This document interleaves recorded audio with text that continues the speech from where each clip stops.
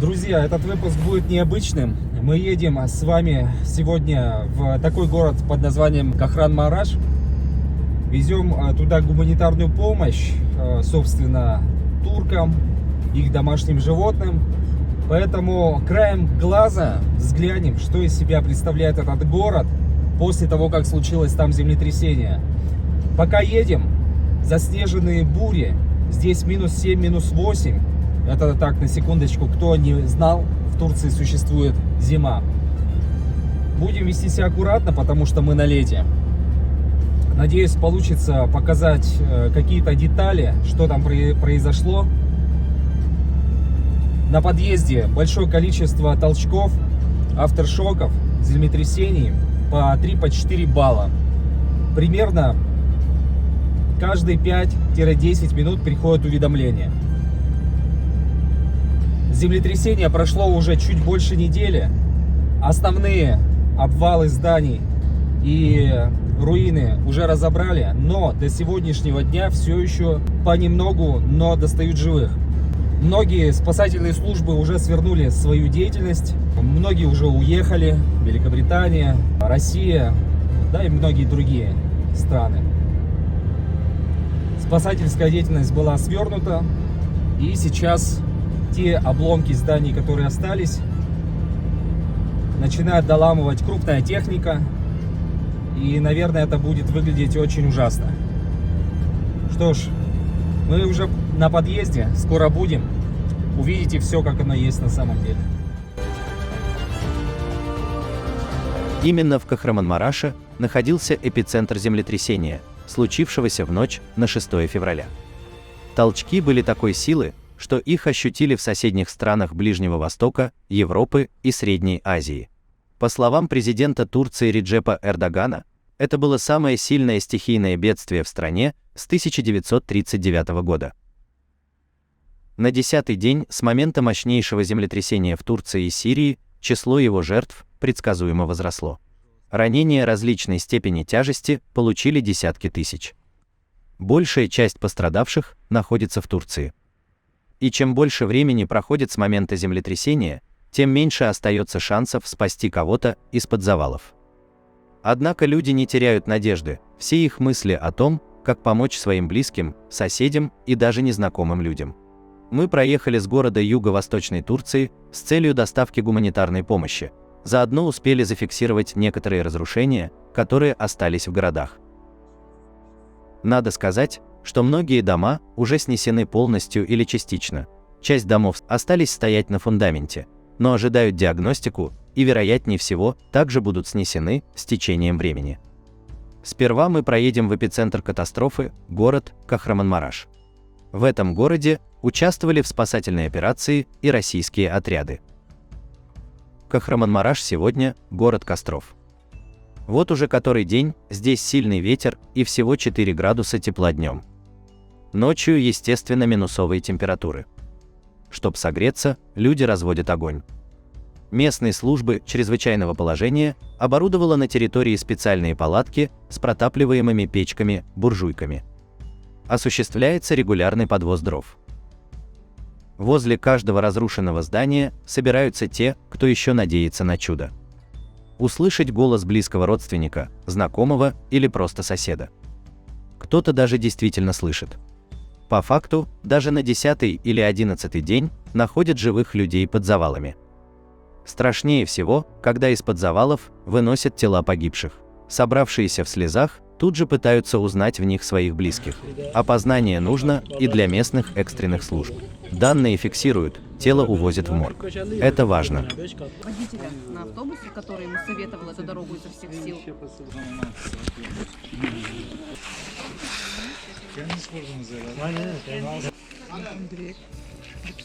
Да? Можно посмотреть?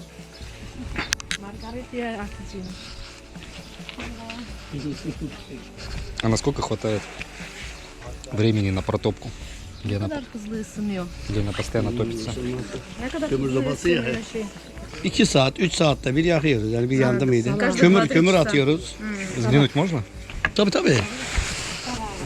Merhaba. Merhaba. Ну, печь буржуйка. Жестко, конечно. Условия.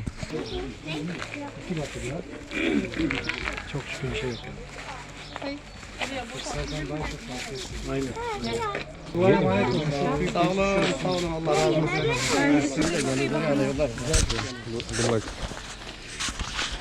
Посетили ребят, едем на стадион, либо в лагерь и завезем туда вещи.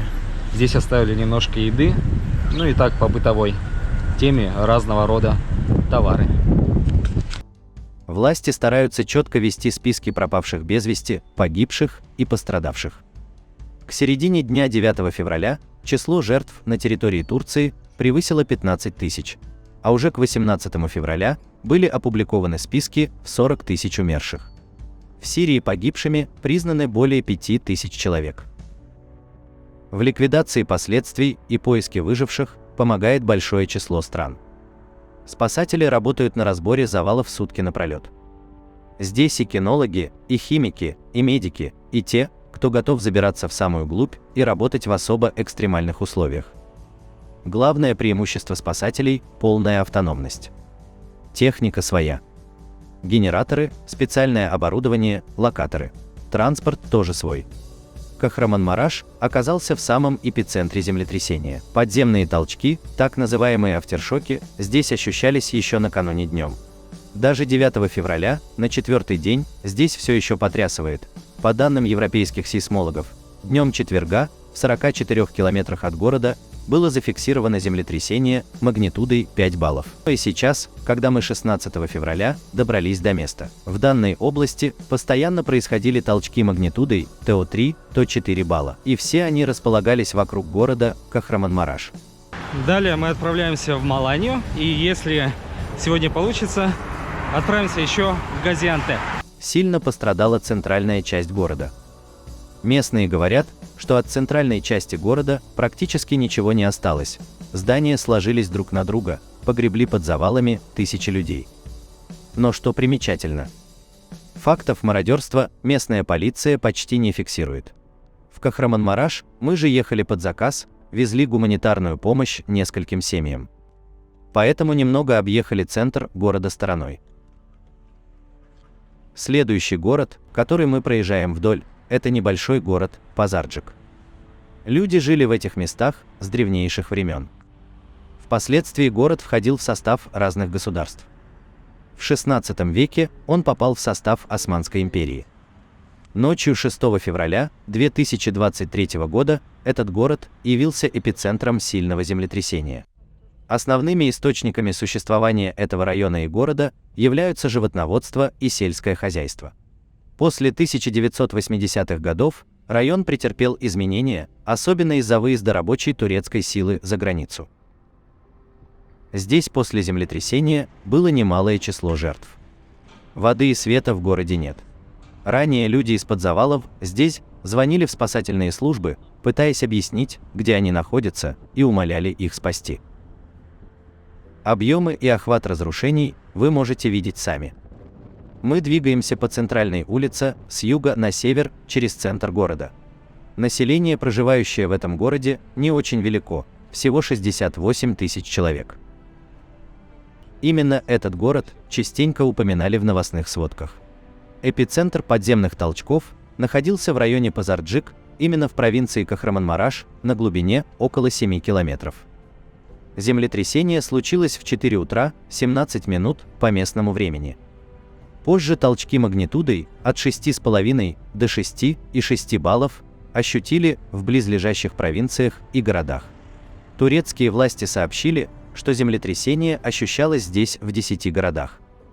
После сильной тряски Турцию накрыла волна афтершоков магнитудой до 4,5 баллов, которые продолжаются до сих пор. Вот что нам рассказали местные. В центре города есть одно кафе. В нем в момент землетрясения разбилась центральная витрина, рассказывает местный житель. Так вот внутри вы можете посмотреть все на своих местах. Вода в холодильнике, элитный алкоголь на барной стойке, сладости, конфеты. И никто не заходит. Никто ничего не ворует. Рядом с пострадавшим кафе Еще 8 февраля открылся ресторан, который уцелел. Его владелец, Музафер, принимает всех. Спасателей, волонтеров, журналистов. Но прежде всего тех, кто остался без дома. Гостям Музафер наливает колу и подает хот-доги. Бесплатно. Вот что он говорит. Это важно для меня. Хочу просто помочь людям. Мне повезло, мой ресторан уцелел, и мой дом тоже. Но здесь те, кто остался вообще безо всего. Я даже представить себе не могу, как они будут дальше жить. Общая беда людей сплотила. Волонтеры и предприниматели приезжают из Стамбула, Газиантепа и даже прибрежных Аланьи и Анталии. Везут все самое необходимое. Генераторы, одежду, консервы, памперсы для детей. Раздают нуждающимся прямо посреди улицы. А вот с жильем ситуация сложнее. В 10 затронутых природным катаклизмом провинциях разрушено свыше 65 тысяч домов. Всем тем, кто остался без крова, президент Турции Реджеп Эрдоган уже пообещал новое жилье в течение года. Однако, по оценкам местных властей, один только Кахраманмараш придется восстанавливать несколько лет. Некоторые кварталы, в том числе центр города, и вовсе нужно строить заново. Трагедия в Турции затронула многие страны, чьи граждане оказались в эпицентре катастрофы. Поначалу казалось, что юго-восток страны – место далеко не туристическое в отличие от Стамбула или городов на побережье Средиземного и Эгейского морей, и что много иностранцев, да еще зимой, там быть по логике не должно. Но в последующие дни из различных мировых столиц стали приходить печальные вести о своих. МИД Афганистана проинформировал сразу о 100 согражданах, оказавшихся жертвами землетрясения, не уточнив, сколько погибло, а сколько отделалось ранениями. Каир сообщил о 2 погибших в катастрофе египтянах, а Лондон – о 3 пропавших без вести британцах. Под завалами в Турции оказалась детская команда по волейболу из Северного Кипра, порядка 35 детей.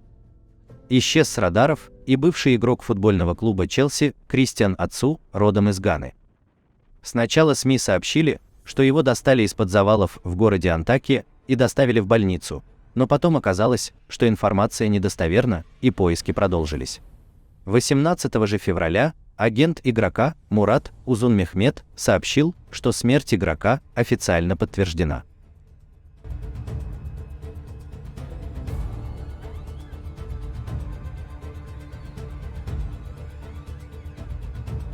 А тем временем мы вскользь проезжаем уже следующий город – Гёльбаши, в переводе означает «у озера». Это небольшой городок численностью не более 25 тысяч человек. Он также находится в эпицентре, и можно сказать, что он почти полностью уничтожен, как и многие дома в Хатае. Магнитуда землетрясения была здесь примерно под 8 баллов. А это разрушительное землетрясение, когда рушатся кирпичные здания, рвутся подземные коммуникации. Вы можете наблюдать впоследствии, что все дороги были порваны, то там, то тут видны трещины, которые уже успели частично залатать и заделать. Не скрою, местные туннели в горах тоже повреждены, и на сводах туннелей видны трещины под 40-50 см в ширину и в несколько десятков метров в длину. Стены тоннелей из бетона также осыпались.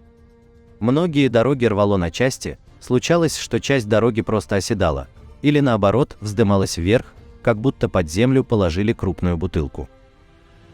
Район Гёльбаши расположен на перекрестке, соединяющем провинции Малатия, Адыйман, Газиантеп и Кахраманмараш, поскольку он расположен на маршруте, пересекаемом государственной автомагистралью, соединяющей Черное море и регион Восточной Анатолии со Средиземным морем. Экономика этого города основана в основном на сельском хозяйстве и животноводстве. Среди сельскохозяйственной продукции особенно распространено производство и продажа сушеных сортов винограда, грецких орехов и инжира. В частности, сушеный виноград, известный как виноград пророка, занимает важное место в экономике региона.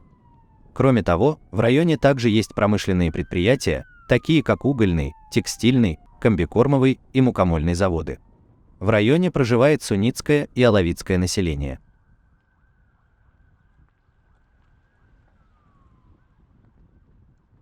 Землетрясение для этого города было чрезвычайно разрушительным.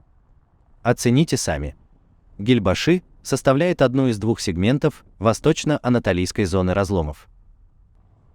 Важная особенность в том, что землетрясение произошло в Турции незадолго до президентских и парламентских выборов. Они намечены в стране на май 2023 года. Еще до катастрофы популярность Эрдогана падала, и не без причин. Турция столкнулась с серьезным кризисом стоимости жизни. Причиной тому, по словам экономистов, стала не столько мировая турбулентность, сколько не очень грамотная экономическая политика самих турецких властей и Центробанка.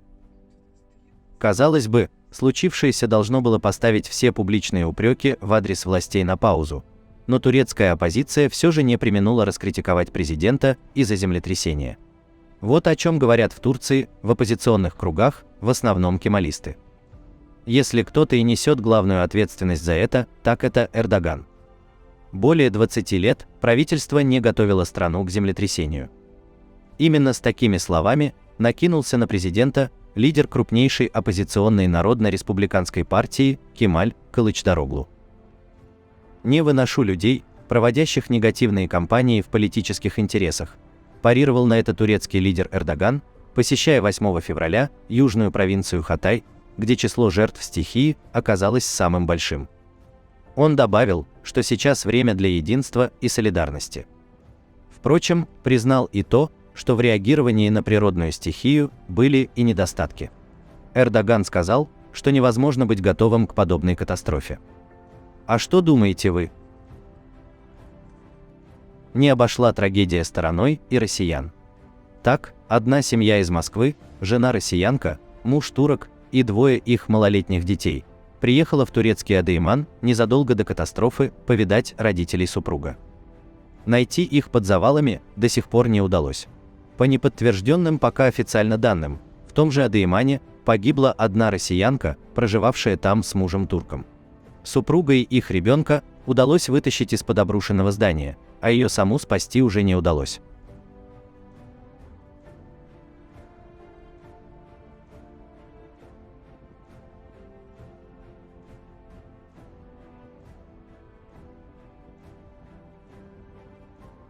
А далее мы едем в сторону миллионной агломерации. Центр этой агломерации – город Малатья. В экономике города Малатья преобладают сельское хозяйство, текстильное производство и строительство. В городе есть две организованные промышленные зоны, где основной отраслью является текстиль. Малатья популярна производством опиума. Еще британцы в 1920 году описали опиум из Малатья как опиум, имеющий в составе самый высокий процент морфия. Регион Малатья в целом наиболее известен своими абрикосовыми садами. Около 50% производства свежих абрикосов и 95% производства сушеных абрикосов в Турции, ведущего мирового производителя абрикоса, предоставлено в Малатье, а название фрукта является синонимом города.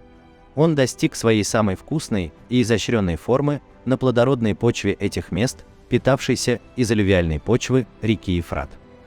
В целом, около 15% мирового урожая свежих абрикосов и около 75% мирового производства сушеных абрикосов выходит из Малатья. Абрикосы Малатья часто высушивают на солнце в семейных садах традиционными методами. Но сегодня и этот город постигло несчастье. В провинции Малатья также в результате катастрофы пострадали члены мужской волейбольной команды Малатья Метрополитен Беледиеспор. Известно, что спасателям удалось найти 3 спортсменов. Трагедия разрушила привычный уклад жизни нескольких сотен тысяч людей. Именно сюда мы и везем основную гуманитарную помощь, которую оставим в ветеринарной клинике для животных, а также поможем местной школе и военному палаточному лагерю, который был разбит на задворках одного крупного центрального торгового комплекса вблизи от администрации города в центре. Землетрясения и ранее происходили в этих местах. Они не в новинку. Нынешний город Малатья был основан в 1838 году, а старое место Метилена теперь называется как Старый Малатья. Город быстро развивался в XIX веке, к концу века в нем насчитывалось около 5000 домашних хозяйств, 50 мечетей, 6 медресе, 9 гостиниц и 5 турецких бань. В 1889 году Малатья был поражен двумя большими пожарами, которые уничтожили тысячи магазинов. В результате землетрясения в 1893 году погибло 1300 человек, уничтожив более 1000 домов и 4 мечети. Разрушенные здания были перестроены в 1894 году. Сегодня история повторилась вновь. Это лекарство. Помогайте друг другу. Все? И пусть помощь будет оказана и вам, если вы в ней нуждаетесь. Подписывайтесь на канал. Оставляйте свои комментарии и пишите свои истории под этим видео. Желаю вам никогда не попадать в подобные ситуации, связанные с землетрясением, быть здоровыми. Также, если у вас есть возможность, вы можете сделать небольшой донат для того, чтобы выпуски были еще более яркими, насыщенными. Для этого достаточно сделать перевод по скриншоту на видео, либо воспользоваться ссылками в описании под этим видео. Храни вас от невзгод. А мы увидимся в будущих выпусках. Не пропускайте.